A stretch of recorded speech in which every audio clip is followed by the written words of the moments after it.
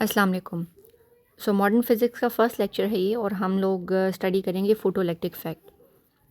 तो फ़ोटोइलेक्ट्रिक इफ़ेक्ट जो है वो it's a phenomena when light falls on a metal surface and electrons are ejected from that surface. और ये इलेक्ट्रॉन्स जो है वो if this process is a part of a circuit, so electron flow in that circuit और हम उसको it constitutes a current called photoelectric current. ठीक है, इस इफेक्ट को हम फोटोइलेक्ट्रिक इफेक्ट कहते हैं। Which effect? This effect that when light falls on the metal surface electrons are ejected. ठीक है, तो this phenomena you're already familiar with this phenomena, so this is called a photoelectric effect. So what's the experimental setup? इसके लिए हमारे पास ये एक experimental setup है जिसमें हमारे पास ये इलेक्ट्रोड्स लगे हुए हैं। ठीक है, कैथोड और एनोड। ठीक है, और ये एनोड जो है एज अ एमिटर भी काम करेगा और कैथोड एज अ कलेक्टर काम करेगा। सो इसी तरह ये इसको positive and negative terminal of battery से कनेक्ट किया गया है। यहाँ पे वोल्ट मीटर लगाया गया है to measure the potential difference between these two plates. ठीक है, क्योंकि यहाँ से इलेक्ट्रॉन्स निकलेंगे और यहाँ पे एक्यूमुलेट होंगे ना इलेक्ट्रॉन्स, यहाँ पे पॉजिटिव चार्ज बन जाएगा। So there will be a potential difference between these two plates and this will be measured by this volt meter. Also, this will constitute a current since electron will flow this outer circuit. तो ammeter लगाया गया है series में to measure that current. There is also an external battery and rheostat to give a control potential difference to the and current to the circuit. तो ये भी part of the circuit होगा। हम देखेंगे कि इसका क्या काम है। सो अभी सपोज करेंगे आपके पास जो है वो अभी ये बैटरी नहीं है यहाँ पे and incident light is falling on the electrode and you have ammeter to measure the current. तो हम देखते हैं this metal surface usually it is shaped semi circle type का इसका एक शेप होता है टू कलेक्ट मोर फोटॉन्स। ठीक है, सो यहाँ पे ये स्ट्रेट है but you can draw it like this. So यहाँ से जैसे ही इंसिडेंट लाइट इसके ऊपर पड़ती है तो यहाँ से इलेक्ट्रॉन्स इजेक्ट होते हैं। ये इलेक्ट्रॉन्स जो है they are ejected with some velocity. So greater the energy of this photon, greater will be the velocity of electron. ठीक है, there's this relation between the energy and energy of the electron and the velocity of the electron, or you can say um, we will see this energy of electrons later on जब हम इस battery को put करेंगे तो हम देखेंगे क्या तरीका है एनर्जी को फाइंड करने का। सो अभी ये लिए कि ये इलेक्ट्रॉन आपके पास ये फोटोन जो है वो इस मेटल सरफेस पे स्ट्राइक करेंगे और बेस्ड ऑन कि मेटल सरफेस किस तरह की मेटल का बना हुआ है, इसमें इलेक्ट्रॉन कितने लूजली बाउंड हैं, क्योंकि हर एक मेटल में ज़ाहिर इलेक्ट्रॉन्स होते हैं। तो ये इलेक्ट्रॉन जो है एटम होते हैं, सो एटम के आउटर शेल में इलेक्ट्रॉन जो है वो लूजली बाउंड होते हैं। So based on the type of metal you have, you must have a certain frequency of light to eject electron from that metal surface. For example कुछ metal surface जो हैं वो visible light से electron eject कर देंगी, कुछ के लिए अल्ट्रावायलेट लाइट चाहिए होगी क्योंकि उनके अंदर इलेक्ट्रॉन ज़्यादा बाउंड होंगे तो वो इजीली बाहर नहीं निकल पाएंगे, तो उनके लिए इंफ्रारेड लाइट चाहिए होगी, सॉरी यूवी लाइट चाहिए होगी। सो ये चीज़ हमने सॉर्ट कर ली कि based on the type of metal surface incident light जो है उसकी डिफरेंट फ्रिक्वेंसी रिक्वायर्ड हो सकती है। सो यहाँ से इलेक्ट्रॉन्स निकलेंगे और इस कलेक्टर या कैथोड के ऊपर जो है वो कलेक्ट होंगे और ये आउटर सर्किट में करंट बनाएंगे। ये इसलिए हमें पता है क्योंकि as we switch off the light, so ये करंट तभी बनेगा जब हम इस मेटल सरफेस पे लाइट पड़ रही होगी, otherwise there will be no current. ठीक है, it will turn off as you switch off the light. Also, the potential between one of the potential is external potential given by this battery, and the other potential is the potential between these two electrodes due to the contact of the and the nature of the surfaces of the two cathode and anode. So the total potential difference, so ये इसको हम contact potential भी कहते हैं. So the total potential difference will be the sum of these two potentials. और ये contact potential जो है वो यूजुअली कांस्टेंट होता है. कहता है if suitable precautions are made this contact potential is not varying. So मतलब आप यहाँ पे सिंपली ये कह सकते हैं कि पोटेंशियल डिफरेंस वही है जो कि एक्सटर्नल पोटेंशियल डिफरेंस है. We can find maximum kinetic energy of the photo electrons. अब ये जो बैटरी है इसका क्या काम है, we put this battery to find the energy of the electrons. So अब ये जो कलेक्टर है या सी कैथोड है, इसको हमने नेगेटिव चार्ज से फर्दर इसका नेगेटिव चार्ज इन्हांस कर दिया आप कह लो। पहले इलेक्ट्रॉन्स पे एक्यूमुलेट हो रहे थे तो ये नेगेटिवली चार्ज हो रहा था और ये पॉजिटिवली चार्ज, बट अब हमने क्या किया कि ये इसको मज़ीद पॉजिटिव कर दिया एक्सटर्नल बैटरी लगा के और इसको मज़ीद नेगेटिव कर दिया। This way now the electrons when they come near this cathode या कलेक्टर, तो ये चूँकि ऑलरेडी नेगेटिवली चार्ज होगा, so these electron will get repelled by this cathode. ठीक है, तो अब यूजुअली अब ये होगा कि जो भी इलेक्ट्रॉन्स इतने एनर्जेटिक होंगे, यानी हाई स्पीड जिनकी होगी या जिनमें एनर्जी ज़्यादा होगी, सिर्फ वही कैथोड तक रीच कर पाएंगे और बाकी जो है वो स्टॉप हो जाएंगे या वो उस तक नहीं पहुंच पाएंगे, स्कैटर हो जाएंगे। So by reversing the polarity of the E and C and by providing a suitable retarding potential difference. ठीक है, इसको हम रिटार्डिंग पोटेंशियल कह रहे हैं कि हम इनको स्टॉप करने के लिए इलेक्ट्रॉन्स को यहाँ से एक फोर्स लगा रहे हैं उनके ऊपर कि वो उनको रिपेल कर रहे हैं हम, सो रिटार्डिंग फोर्स उनके ऊपर हम लगा रहे हैं। As the potential difference is gradually increase, the current shown by the ammeter goes decreasing till a certain value of retarding potential. So यानी हम यहाँ पे ये जो रियोस्टेट है इसकी मदद से हम ये जो पोटेंशियल अप्लाई कर रहे हैं इसको इंक्रीज़ करेंगे। As we increase the potential, we will see fewer and fewer number of electrons reaching the cathode. ठीक है, और eventually जब हम एक इनफ लाइक पोटेंशियल इंक्रीज़ कर देंगे, रिटार्डिंग पोटेंशियल, सो हम देखेंगे कि इलेक्ट्रॉन वहाँ पर एमीटर कोई करंट शो नहीं कर रहा है, करंट जीरो हो गया है, so electron will totally stop at that point. That will be the that potential difference will be equal to the kinetic energy of the electron. ठीक है, ये बात समझ आ रही है आपको कि यानी जिस पॉइंट के ऊपर इलेक्ट्रॉन्स पहले तो कम होंगे ना, क्योंकि कैथोड जो है वो उनको रिपेल कर रहा है क्योंकि इसके ऊपर नेगेटिव चार्ज आ गया। अब पहले तो वो कम होंगे ना, फिर एवेंचुअली क्या होगा कि इलेक्ट्रॉन्स जो हैं वो स्टॉप हो जाएंगे। तो जहाँ पर इलेक्ट्रॉन एग्जैक्टली स्टॉप होंगे उस पोटेंशियल डिफरेंस को वो जो पोटेंशियल डिफरेंस है, that potential difference will be equal to the kinetic energy of the electron और मैक्सिमम काइनेटिक एनर्जी। सो ये जो आपके पास so this is is described by this equation, kinetic energy maximum of the electron equals to the potential difference times, since this is a potential difference और ये energy है तो electron को हम charge of electron को multiply करेंगे to make it energy 2. So this is the stopping potential. It's also called V naught. It's also called the stopping potential of the electron. So यानी उसकी maximum energy is also the stopping potential. Experimental results क्या है इसके? First result ये है that the photoelectric current as function of potential difference V, ये हमने plot किया आगे, इसको हम देखते हैं कि ये क्या है। सो ये ग्राफ हम आगे देखते हैं। We see that if V is positive and large enough, the photoelectric current reaches a constant saturation value when the light intensity is doubled, although the saturation current is also doubled, the stopping potential remains unchanged. So ये देखते हैं हम इसमें क्या है। सो ये है जी stopping potential. ठीक है, इस तरफ जो है पोटेंशियल इंक्रीज़ कर रहे हैं हम। सो दिस इज़ बेसिकली पॉजिटिव। अगर हमने इसको स्टॉपिंग देखना है तो अब ये कि हम जो हमारी लाइट है उसकी इंटेंसिटी इंक्रीज़ कर दें अगर तो इसका मतलब है कि what you are doing when you increasing the intensity, you are actually increasing number of photons. ठीक है, सो पहले कम नंबर ऑफ फोटोन आ रहे थे लेकिन अब ज़्यादा नंबर ऑफ फोटोन आ रहे हैं, बट उन फोटोन्स की जो एनर्जी है वो सेम है। ठीक है, सो यानी आपने लेट से रेड लाइट के फोटोन लिए, सपोज ये चलें ग्रीन लाइट ले लेते हैं ज़्यादा एनर्जेटिक। सो आपके पास ग्रीन लाइट के फोटोन्स आ रहे हैं और ये फोटोन्स जो हैं वो आके मेटल सरफेस से इनकी एनर्जी इनफ है कि ये वहाँ से इलेक्ट्रॉन रिजेक्ट कर पाते हैं। अब आप अगर उस ग्रीन लाइट को ब्राइटर कर देते हैं तो नंबर ऑफ़ फोटोन इंक्रीज़ हो जाएंगे। ठीक है, सो यानी उन नंबर ऑफ़ फोटॉन्स की एनर्जी इंक्रीज़ नहीं होगी बट उनका नंबर इंक्रीज़ हो जाएगा। पहले वो अगर 10 आ रहे थे लेट से, तो अब 100 आ रहे हैं, आपने ब्राइटनेस इंक्रीज़ कर दी। Brightness is equal to intensity. So as you increase the intensity of the light, what happens is that the current, so ये current है, ये potential difference है, so current जो है वो increase हो जाता है। so आपने intensity डबल की, आपके पास current डबल हो गया। बट अगर आप ये देखना चाहते हैं, आप वही नेगेटिव पोटेंशियल अप्लाई करके कि अब जी ये जो इलेक्ट्रॉन्स हैं ये कहाँ पे स्टॉप होते हैं, इनकी मैक्सिमम एनर्जी कितनी है। सो अगर आप मैक्सिमम एनर्जी फाइंड करने के लिए अब आप स्टॉपिंग पोटेंशियल अप्लाई करते हैं तो आप देखेंगे कि दोनों दफ़ा, यानी आपने कम ब्राइटनेस पर भी और ज़्यादा ब्राइटनेस पर भी इलेक्ट्रॉन सेम ही पॉइंट के ऊपर उनका वी नॉट आता है।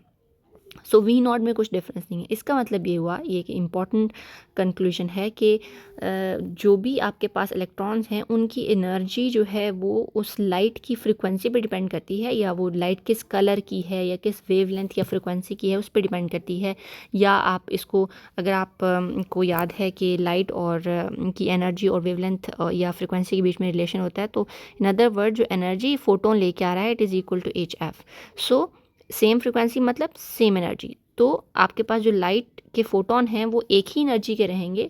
जब आप उनकी ब्राइटनेस इंक्रीज़ करेंगे तो उनकी तादाद इंक्रीज़ हो जाएगी, लेकिन ये कि जब आप वो सेम ही एनर्जी जब इलेक्ट्रॉन को दे रहे हैं तो इलेक्ट्रॉन के पास भी ज़ाहिर है उतनी ही एनर्जी होगी जो वो फोटोन से लेके आ रहे हैं। सो इलेक्ट्रॉन को स्टॉप करने के लिए भी सेम ही पोटेंशियल रिक्वायर्ड होगा। ये बात क्लियर है? अगर इसमें कोई भी आपको एम्बिग्युइटी हो तो आपने मुझसे पूछ लेना है। अच्छा, अब इसी का ऑपोजिट, अब हम ये काम करते हैं कि अब हम इंटेंसिटी इंक्रीज़ नहीं करते, ब्राइटनेस इंक्रीज़ नहीं करते। अब हम क्या करते हैं कि हम इस लाइट की कलर इंक्रीज चेंज कर देते हैं, यानी आप ग्रीन है तो इसको ब्लू कर देते हैं। So blue light is more richer in energy. So blue light की फ्रिक्वेंसी ज़्यादा है, F2 मैंने हायर फ्रिक्वेंसी की लाइट ले ली और F1 कम थी, F2 ज़्यादा है। और अब मैं देखना चाहती हूँ कि क्या अब पोटेंशियल के ऊपर कोई फ़र्क पड़ता है, यानी स्टॉपिंग पोटेंशियल के ऊपर। तो मैंने क्या किया, इस तरफ अगेन मेरे पास V है और यहाँ पे I है, तो मैं देखती हूँ कि चाहे मैं अब इंटेंसिटी हमने सेम रखनी है, तो यहाँ पे हमने इंटेंसिटी चेंज की थी ब्राइटनेस, यहाँ पे हमने इंटेंसिटी सेम रखनी है, हमने फ्रिक्वेंसी चेंज करनी है। तो अब हमने फ्रिक्वेंसी इंक्रीज़ की बट हमने इंटेंसिटी सेम रखी, यानी अगर आपके पास पहले 10 फोटोन आ रहे थे ग्रीन लाइट के, तो अब 10 फोटोन आ रहे हैं ब्लू लाइट के। तो यानी फ़ोटोन की तादाद सेम है बट ये कि उनकी एनर्जी अब डिफरेंट है। तो अब हम देखते हैं कि हम स्टॉपिंग पोटेंशियल फाइंड करने की कोशिश करते हैं। तो पहले तो ये कि दोनों फ्रिक्वेंसीज़ के लिए करंट सेम रहेगा, क्योंकि करंट क्या है, नंबर ऑफ़ फोटोन्स या number of electrons reaching the cathode. So number of electrons तो सेम रहे क्योंकि नंबर ऑफ़ फोटोन सेम थे। सो बट ये कि जब आपने पोटेंशियल को स्टडी करने की कोशिश की तो आपने देखा कि F2 जो है उसके ऊपर देर से आपका स्टॉपिंग पोटेंशियल आता है। इनका मतलब ये हुआ कि जो F2 वाले इलेक्ट्रॉन्स हैं जो कि रिच हाई एनर्जी के फोटॉन्स थे, इन्होंने इलेक्ट्रॉन को ज़्यादा एनर्जी इम्पार्ट की और इनको रोकने, इन इलेक्ट्रॉन्स को रोकने के लिए मुझे ज़्यादा पोटेंशियल अप्लाई करना पड़ा, ज़्यादा नेगेटिव पोटेंशियल अप्लाई करना पड़ा। ठीक है, तो अब यानी हमारे पास जो है वो greater the frequency greater will be the stopping potential given that the brightness is same. So अगर फॉर एग्जांपल F3 भी मेरे पास हो तो F3 अगर F3 is larger than F2 and F1, so I will have a further high potential stopping potential. सो ये दो conclusion हैं जो बहुत ज़्यादा इंपॉर्टेंट हैं और कई दफ़ा इलेक्ट्रॉनिक्स के जो आगे आप लैब पढ़ेंगे उसमें भी पूछे जाते हैं, जहाँ पे भी फोटोइलेक्ट्रिक इफेक्ट का ये एक्सपेरिमेंट आता है उसमें आपसे ये क्वेश्चन पूछे जाते हैं। सो ये आपने अच्छे से समझ लेने हैं, उनको याद कर लेना है। This shows that threshold. अच्छा, अब ये कि एक और चीज़ ये सो ये हमने देख लिया। एक और चीज़ ये है कि ऐसा नहीं होता कि हमेशा एक फ्रीक्वेंसी पे किसी भी मटेरियल के अंदर से इलेक्ट्रॉन निकल जाएं। तो यानी इलेक्ट्रॉन का एक वर्क फंक्शन भी है, इलेक्ट्रॉन्स को अपने एटम को छोड़ने के लिए कुछ एनर्जी भी रिक्वायर्ड है। ठीक है, सो मेटल के अंदर इलेक्ट्रॉन एक किसी एटम का हिस्सा होते हैं और लेट्स से आपने ये बाहर वाला इलेक्ट्रॉन निकालना है, इसको निकलने के लिए कुछ खास एनर्जी चाहिए। तो डिफरेंट मेटल को डिफरेंट एनर्जी के फोटोन चाहिए उनके अंदर से इलेक्ट्रॉन निकालने के लिए। So there is a minimum frequency यानी minimum energy required for the electron to come out of the metal surface. ये बात समझ आ रही है आपको? इसी तरह ये मटेरियल A है, ये मटेरियल B है। मटेरियल B जो है उसको ज़्यादा एनर्जी चाहिए निकलने के लिए बाहर, तो इसी तरह मटेरियल A को कम एनर्जी चाहिए। सो इस तरफ आपके पास फ्रीक्वेंसी है, frequency is equal to energy ना, greater the frequency greater is energy, क्योंकि E is equal to HF। So इस तरफ आपके पास एनर्जी है या फ्रीक्वेंसी है। सो एक मटेरियल A जो है वो लोअर फ्रीक्वेंसी पे भी वहाँ से फोटोन निकल रहे हैं, क्योंकि ये काइनेटिक एनर्जी मैक्सिमम ऊपर काइनेटिक एनर्जी है। सो काइनेटिक एनर्जी इंक्रीज़ हो रही है। तो जैसे इस पॉइंट पे भी कोई काइनेटिक एनर्जी नहीं थी, इससे थोड़ा सा ऊपर जाएंगे तो आपके पास काइनेटिक एनर्जी आ गई। सो यानी ये सबसे मिनिमम आपके पास फ्रीक्वेंसी है जिसके ऊपर एनर्जी निकलेगी। हाँ, लेकिन इस पर भी निकल जाएगी, इस पर भी इलेक्ट्रॉन निकलेंगे, इस पर भी, इस पर भी, इस पर भी, यानी ये एक मिनिमम है। और इसके बाद अगर आप फ्रीक्वेंसी इंक्रीज़ करेंगे तो ये कि इलेक्ट्रॉन्स की एनर्जी इंक्रीज़ होगी और कुछ खास नहीं होगा।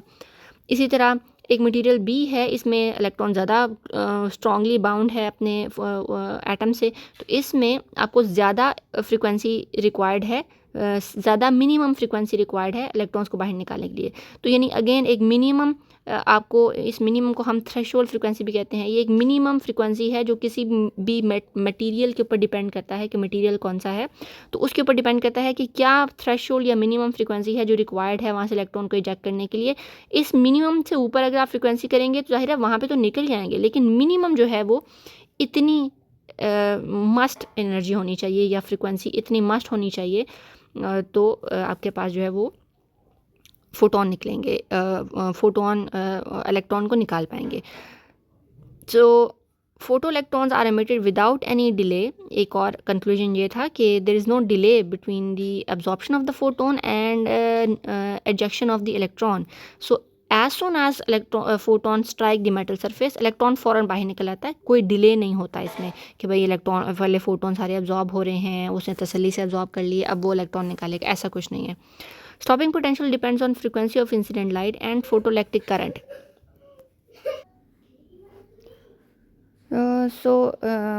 Incident light and photoelectric current is independent of frequency of the incident light, as can be seen. So photoelectric current जो है वो it is independent of incident light's frequency. So once you have a minimum और threshold frequency, उसके बाद आपके पास तो current तो आना शुरू हो गया। अब ये करंट जो है वो कहते हैं फ्रीक्वेंसी के इंडिपेंडेंट है, ठीक है। तो यानी चाहे फ्रीक्वेंसी F1 हो F2 हो, as long as you don't increase the brightness the current is same, ठीक है। आप F3 के लिए भी कर लें तो उसके लिए भी यही करंट होगा। In which stopping potential is different for lights of two different frequencies but photoelectric current is same. सही है। एक्सप्लेनेशन क्या है इन सारे जो कंक्लूजन है उनकी? Explanation of photoelectric effect on basis of classical electromagnetic wave theory, और जो कि फेलियर थी, यानी वो उसके मुताबिक हम इसको एक्सप्लेन नहीं कर पा रहे थे फोटोइलेक्ट्रिक इफेक्ट को क्लासिकल थ्योरी के मुताबिक। क्लासिकल थ्योरी एक वेव थ्योरी है जिसमें हम फोटोन जो है या उनको वेव के तौर पर ट्रीट करते हैं, और that the oscillating electric field. So since जितना ज़्यादा वेव जो है वो आके एब्जॉर्ब होगी मेटल में, इसका मतलब है उतनी ज़्यादा ये इंटेंसिटी प्रॉब्लम कहता है कि उसकी जो है वो एनर्जी होनी चाहिए। As intensity of the light beam increases, उसकी एनर्जी भी इंक्रीज़ करनी चाहिए। So this doesn't happen. हमने देखा है कि इंटेंसिटी इंक्रीज़ करने से सिर्फ नंबर ऑफ इलेक्ट्रॉन्स इंक्रीज़ करते हैं और ये कि वो स्टॉपिंग पोटेंशियल सेम रहता है। सो इलेक्ट्रॉन्स जो है वो सेम ही पोटेंशियल के ऊपर आकर स्टॉप हो जाते हैं। फ्रीक्वेंसी प्रॉब्लम क्या है? Classical wave theory neither offers explanation of the frequency dependence on the kinetic energy. तो there is no dependence of frequency and मतलब कोई काइनेटिक एनर्जी और फ्रीक्वेंसी के बीच में रिलेशन नहीं है, जबकि हमने देखा कि काइनेटिक एनर्जी जो है वो स्टॉपिंग पोटेंशियल जो है वो ज़्यादा हो जाता है जब आपके पास फ्रीक्वेंसी ज़्यादा होती है। तो टाइम डिले प्रॉब्लम क्या है? Classical electromagnetic wave theory predicts ejection of electron only when they require sufficient energy to escape. और ये मतलब उसी तरह के पहले वेव आके एब्जॉर्ब होगी, सफिशेंट वेव एब्जॉर्ब होके एनर्जी मतलब सफिशेंट हो जाएगी तो इलेक्ट्रॉन जो है वो मतलब निकलेंगे। There is a time delay between the absorption and ejection of electron. In classical theory, light energy is uniformly distributed over the wavefront. Thus, if light is feeble enough, there should be measurable time lag. However, no detectable time lag has been measured. Quantum theory of light क्या है? That light has a quanta, ठीक है। emission और absorption और radiation जो है वो continuous process है, but it takes place in form of small packets. ये packets जो हैं वो फोटॉन्स कहलाते हैं और दे आर, अब यूँ समझ लो कि ये फोटॉन्स जो हैं वो एनर्जी के पैकेट्स या पार्टिकल्स हैं। Each particle has energy E is proportional to the frequency of the light, that is E equal to HF, where H is this Planck's constant. Einstein equation क्या है photoelectric effect की? तो पहले तो ये कि जो हमने देखा कि क्लासिकल थ्योरी तो वेव थ्योरी है या वो इलेक्ट्रोमैग्नेटिक रेडिएशन को वेव की तरह ट्रीट करती है, तो उसके मुताबिक सारी ये चीज़ें एक्सप्लेन नहीं हो पाई और ये सारा जो प्रॉब्लम है वो सॉल्व नहीं हुआ। अब क्वांटम थ्योरी जो है वो लाइट को पार्टिकल की तरह भी ट्रीट करती है और वेव की तरह भी। तो उसके मुताबिक लाइट जो है वो चाहे वो वेव भी हो, लेकिन वो एक स्मॉल मतलब जब वो कहीं एब्जॉर्ब हो रही है तो वो स्मॉल पैकेट्स की फॉर्म में एब्जॉर्ब हो रही है। उन पैकेट्स की एनर्जी जो है वो ये है इसके मुताबिक यानी इस कॉन्सेप्ट को लेकर आइंस्टाइन ने फोटोइलेक्ट्रिक इफेक्ट की एक्सप्लेनेशन दी और उसने कहा कि when light in form of photon falls on the metal surface, then each photon transfer its energy to the electron. So the minimum energy required by the electron to come out of the surface is called the work function. ठीक है, work function को आप यूँ समझ लो, this is the energy required to liberate the electron from its from the metal surface. और बाकी की rest of energy यानी अगर आपके पास फोटोन आया है कुछ एनर्जी लेकर, तो इस एनर्जी में से कुछ हिस्सा इलेक्ट्रॉन को उस मेटल सरफेस से बाहर निकालने के लिए लग जाएगा, जबकि बाकी का हिस्सा इस इलेक्ट्रॉन की काइनेटिक एनर्जी के तौर पे अपीयर होगा और उसको लेके वो यानी भाग के जाके कैथोड में एब्जॉर्ब होगा।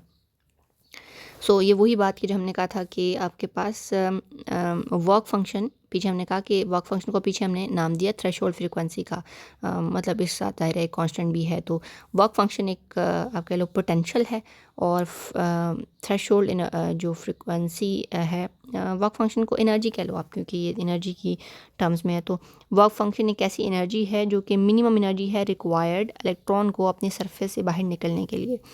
सो this is equal to h f, but then f यहाँ पे कौन सा आएगा, थ्रेशोल्ड फ्रीक्वेंसी वाला, क्योंकि ये वो मिनिमम फ्रीक्वेंसी है जो इलेक्ट्रॉन को अपने सरफेस से निकलने के लिए रिक्वायर्ड है। If incident light has this frequency less than threshold frequency, no photoelectric effect will take place. On the other hand, if incident frequency light has a frequency greater, तो उससे क्या होगा, the electron will utilize that energy to move और to have the kinetic energy जिससे वो आगे जाएगा। ठीक है, one part of this kinetic energy is used in form of work function and remaining part appears in the form of maximum kinetic energy to overcome the retarding potential difference. So I hope this is clear. अब यहाँ पे जो total energy है photon की उसको हम represent करेंगे in the form of work function, जो कि एनर्जी है जो वहाँ से बाहर निकलने के लिए रिक्वायर्ड है, plus the kinetic energy maximum of the electron. ठीक है, सो ये kinetic energy of the electron जो बच गई थी, जबकि ये जो इलेक्ट्रॉन को इनिशियली बाहर निकालने के लिए चाहिए। So kinetic energy maximum here is equal to h f minus phi, and so हमने इसको भी इस फॉर्म में रिप्रेजेंट कर दिया।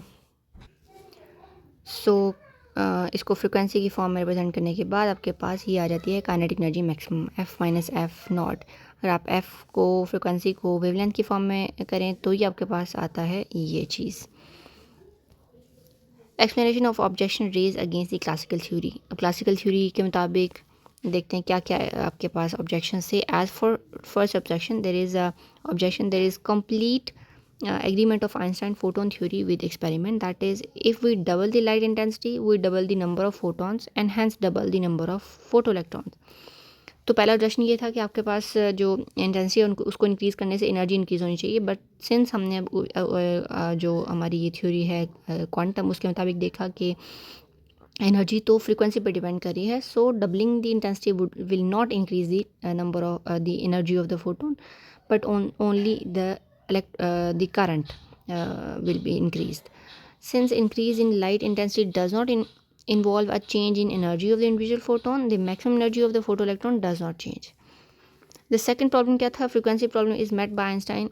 If k maximum is 0, then Einstein equation reduces to this, which asserts that photon has just enough energy to eject the photoelectron and none extra to appear as kinetic energy. सही है। सो जो frequency problem था ये क्या था कि let me see but the frequency problem the classical theory neither offer explanation on frequency dependence. तो आपने देखा कि फ्रिक्वेंसी डिपेंडेंस है और ये कि there is a minimum frequency या मिनिमम एनर्जी रिक्वायर्ड, और ये कि अगर आपके पास काइनेटिक एनर्जी जो है वो ज़ीरो भी कर दें हम, यानी तो इसका मतलब ये होगा कि इलेक्ट्रॉन जस्ट अपने सरफेस से बाहर निकल पाया है but it has no enough energy to move, kinetic energy उसकी ज़ीरो है। If f is equal to f less than f naught, तो क्या होगा, there will be no electrons coming out, since आपका वर्क फंक्शन के लिए या threshold energy जो थ्रेशोल्ड फ्रिक्वेंसी रिक्वायर्ड है वही पूरी नहीं हुई, जबकि वो थ्रेशोल्ड फ्रिक्वेंसी क्या थी, वो तो वर्क फंक्शन था, और वर्क फंक्शन वो एनर्जी थी जो कि रिक्वायर्ड है इलेक्ट्रॉन को अपने एटम से या मेटल सरफेस से बाहर आने के लिए। तो when f is equal to less than f naught, h f is less than h f naught, that is h f is less than work function, so no electron will be emitted. Third problem क्या था, time delay problem. The photon theory, because the required energy is supplied in concrete bundles, concentrated bundles. It is not spread uniformly over beam cross section. यानी अब चूँकि energy spread नहीं है, वो छोटे particles की फॉर्म में कंसनट्रेटेड है. तो आप इसको यूँ समझ लें जैसे वो बिलियर्ड बॉल वाले वो होता नहीं है कि एक बॉल आई है, उसने दूसरी बॉल को हिट किया, तो एट द सेम इंस्टेंट वो एक बॉल जो है वो उसको हिट करने के बाद ये बॉल ये स्टॉप हो जाएगी अगर उन दोनों का मास सेम है, और दूसरी जो है उसकी एनर्जी लेके चली जाएगी. तो यानी ये इस तरह का है कि वो बंडल की फॉर्म में एनर्जी आ रही है, उसको हिट करती है, और उसके बाद इलेक्ट्रॉन जो है फ़ौरन से वहाँ बाहर निकलता है. There is no time delay. Planck's constant की कैलकुलेशन के लिए क्या करना है आपने कि आपने ये काइनेटिक एनर्जी मैक्सिमम को ई वी नॉट की फॉर्म में यहाँ पे रखा. सो यहाँ पे वी नॉट आपके पास आ गया इस तरह. और बहरहाल this is a side problem, आप इसको कर भी सकते हैं, और इट्स ऑन यू. यहाँ पे आपको उसने फ्रिक्वेंसी और स्टॉपिंग पोटेंशियल का ग्राफ दिया है, और यहाँ से आपको उसने जो है ना ये जो एच एफ, तो बेसिकली ये फ्रिक्वेंसी और स्टॉपिंग पोटेंशियल के बीच में ग्राफ है, ये पहले हमने स्टडी नहीं किया. सो अगर हम इन दोनों के बीच में ग्राफ देखें तो कहता है कि इस टाइप का एक स्ट्रेट लाइन लीनियर रिलेशन है, और ये हमने यहाँ से किया है. सो ये पोटेंशियल और ये फ्रिक्वेंसी, इनके बीच में एक लीनियर रिलेशन है. ये एक कांस्टेंट है एच ओवर ई. तो कहता है ये कांस्टेंट, चूँकि जैसे हम एक लीनियर इक्वेशन को स्टडी करते हैं तो जो कांस्टेंट होता है बीच में वो उस लाइन की स्लोप होती है, उस लीनियर लाइन की. तो इस लाइन की स्लोप जो है वो एच ओवर ई है. तो यहाँ से एच ओवर ई जो है उसको आप फाइंड कर सकते हैं स्लोप बी सी ओवर ए सी से, और ई को तो जाकर मल्टीप्लाई करें, बी सी ओवर ए सी निकालें तो एच आपके पास आ जाता है. तो ये एक थ्योरेटिकल वे है to find the value of Planck's constant h. Once you find the value of the Planck's constant, you have frequency, you have Planck's constant, you can find the energy of photon by just knowing the wavelength or frequency of the photon of light.